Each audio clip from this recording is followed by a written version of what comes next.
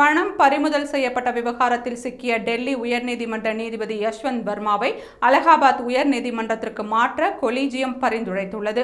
சிறந்த நீதி நிர்வாகத்திற்காக நீதிபதி யஷ்வந்த் வர்மாவை தலைநகர் டெல்லிக்கு வெளியே மாற்ற வேண்டும் என்று டெல்லி உயர்நீதிமன்ற தலைமை நீதிபதி டி.கே. உபாத்யாயா கேட்டுக்கொண்டதை அடுத்து இந்த விவகாரம் குறித்து விவாதிக்க இன்று மீண்டும் கொலீஜியம் கூடிய போது நீதிபதி யஷ்வந்த் வர்மாவை அலகாபாத் உயர்நீதிமன்றத்திற்கு மாற்ற பரிந்துரைக்கப்பட்டுள்ளது.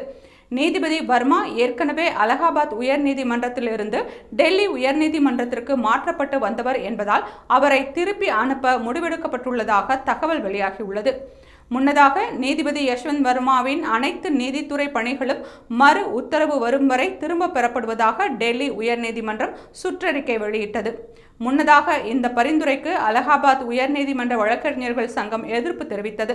இது தொடர்பாக அலகாபாத் உயர்நீதிமன்ற வழக்கறிஞர் சங்கம் வெளியிட்ட அறிக்கையில், அலகாபாத் உயர்நீதிமன்றம் ஒன்றும் குப்பை தொட்டி அல்ல.